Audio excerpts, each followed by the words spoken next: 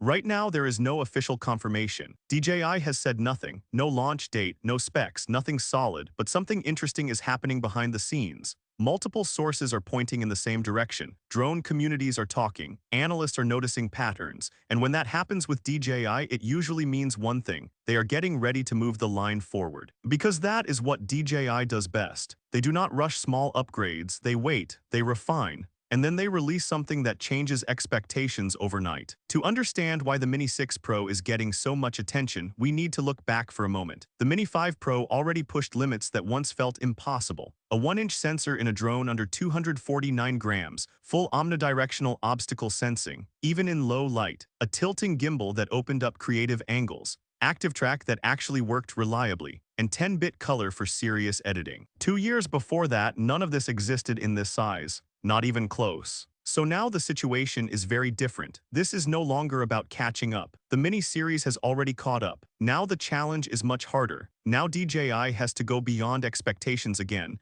and that is not easy when there is very little room left to improve. So the real question is not, will it be better? Of course it will. The real question is, how far can they push it this time? One of the biggest talking points right now is the camera system, and this is where things start to get very interesting. Several trusted sources are suggesting that DJI may use a 1-inch stacked CMOS sensor. On the surface, that sounds similar to what we already have. Same sensor size, nothing shocking, but the word stacked changes everything. A stacked sensor is not just about size, it is about speed. The way it reads data is much faster, and that directly impacts image quality and motion. If you have ever seen that weird bending effect when a drone pans quickly, that is rolling shutter. It can ruin fast shots. It can make footage feel cheap. A stacked sensor can reduce that problem significantly. The result is smoother motion, cleaner lines, more natural movement, and that matters a lot if you are shooting cars, sports, or anything fast. Suddenly, a small drone starts behaving like a much more professional camera. There is also strong discussion around 6K video, possibly up to 60 frames per second. And yes, that sounds impressive, maybe even a bit crazy for something under 249 grams,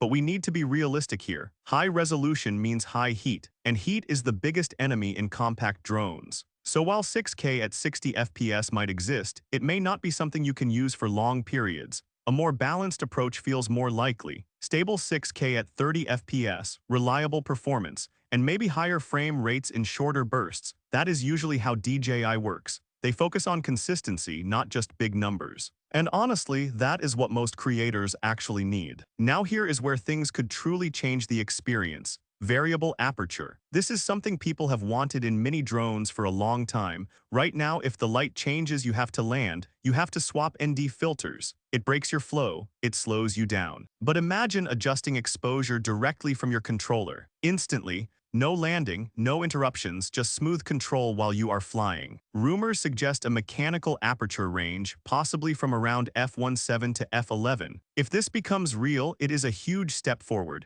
not just for convenience but for creativity. You get better control over light, better control over depth, more flexibility in changing conditions. And that is something we usually only see in larger, more expensive drones. On the software side, things are also expected to improve. There is talk about a new image processing system. Smarter, faster, more efficient. The exact name does not matter. What matters is the direction. Better dynamic range, cleaner shadows, less noise in low light, sharper details in motion. Because today, image quality is not just about hardware. It is about how the drone processes what it sees. And DJI knows this very well. If they improve this system properly, the Mini 6 Pro could produce footage that already looks cinematic before editing. That saves time, that helps beginners, and it still gives professionals more to work with. And then there is battery life. This is always a big topic. Some leaks are talking about numbers as high as 60 minutes. That sounds incredible. But again, we have to stay grounded. New features add weight, better sensors, moving parts, stronger transmission. All of it adds pressure to stay under 249 grams.